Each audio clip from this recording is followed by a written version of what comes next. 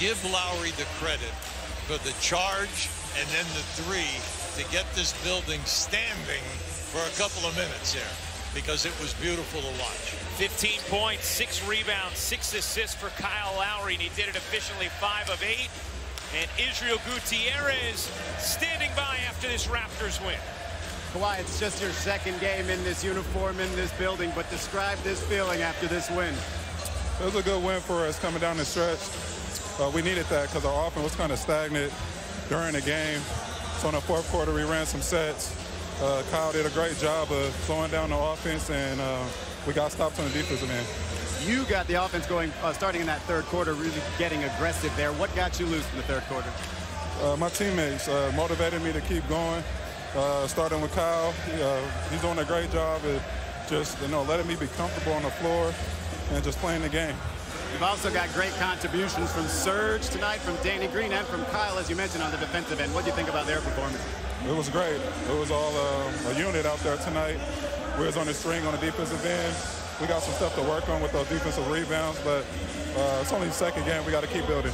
And just last thing here, Nick Nurse's offense seems like it allows for a lot of freedom for the players. What do you think about that, and how easy has it been to get adjusted? Just like I just said, we kind of got stagnant out there and was moving in mud. So Kyle did a great job of getting us in our sets, and we got it flowing from there. Thank you, Kawhi. Guys? All right, Israel, Kawhi Leonard with 22 in the second half, 31 for the game. The Raptors start 2-0 as they hand the Celtics their first loss of the year. 113-101 the final. Coming up next, this is going to be a fun one. NBA Friday continues with the Warriors and the Jazz. For our producer, Kenny Wolf, our director, Ken Dennis, Israel Gutierrez, and the Hall of Famer, Hubie Brown, I'm Ryan Rucco. Kawhi Leonard and the Raptors. An impressive win against the Celtics tonight. 113-101 the final. Stay tuned. After these messages, we'll get you to Michelle and the guys in the studio. And yeah, 12-2 run to end the game for the Raptors with the victory. What a game. That was fun. It's only the second game of the season. That was fun. Thoughts?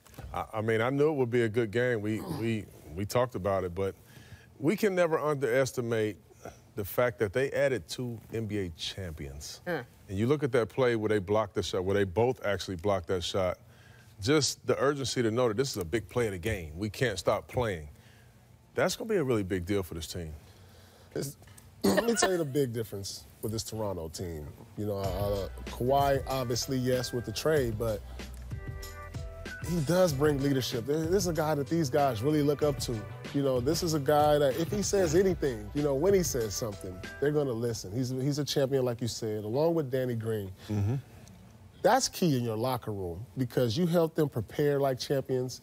You come out each and every day and understand the process like champions. That's big to have in your locker room, especially with Toronto being that team that's been right at the cusp each and every year of the last few years. Toronto living up to the expectation. On paper, a lot of people felt like they had what it takes to make it to the conference finals. This is a perfect example. But here's a chess move that I want to give Nick Nurse credit for. You talk a lot about Van Vliet.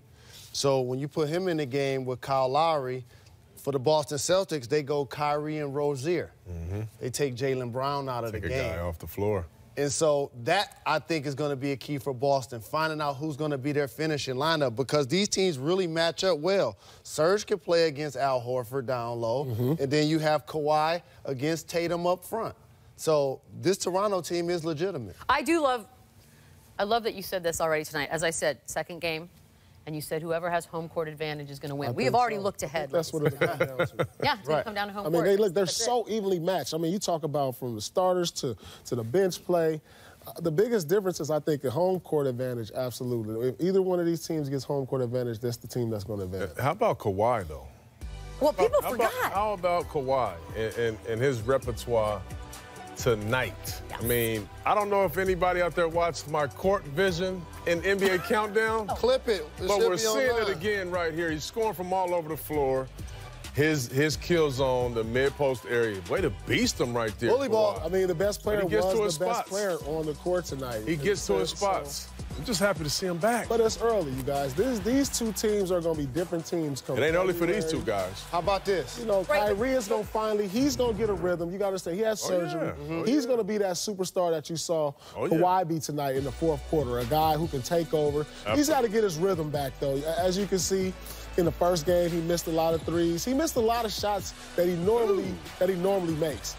But he's going to put on these superstar performances to where he's going to have a 30 and 10 assists in these big-time games like this. He just needs to get his legs back and his rhythm coming off off-season surgery. But not only Kyrie missed most of the last year, but Kawhi did too, only playing 9 games. For him to be 31-10 form, lockdown defense, that's truly amazing. What was Kawhi hurt? What was his injury last year? Something in his leg. leg. He got misdiagnosed by his former team, allegedly. Something in his leg.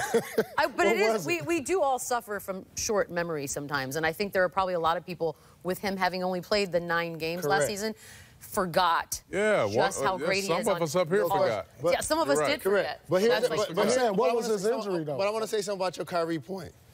The tricky balance that he's going to have to make is volume. Like, I don't necessarily see him as being the guy now on this team taking 20-plus shots unless they're really going, because they have so much talent, and they made it to the conference finals without him. So you could get that volume when you hitting, but not when you not going. You raise a great point. Kai's never played on a team with this many offensive weapons that are young, that need the ball. Now, he's a phenomenal talent, one of the best in our game. But he's not the playmaking point guard that's going to facilitate and make sure Jalen gets his shots and Tatum gets his shots and Hayward gets his shots. In today's game, you really he's not going to do that for this team. But with a team like that, everybody needs to eat. Look at Golden State. I mean, Curry, he's a good playmaker, but he takes a lot of shots also. And within their offense, these guys all find ways to get the ball and get their numbers. No, here's the difference. The Golden State Warriors have a stout starting 5, but 6 through 10, I'll take the Celtics. And so they have so many people to get involved and want to eat that, of course, you could take 20-plus when you're going. But Kyrie, to your point, he's 5 to 8 assist type of guy. He's not the 10 to 12 assist type of guy on a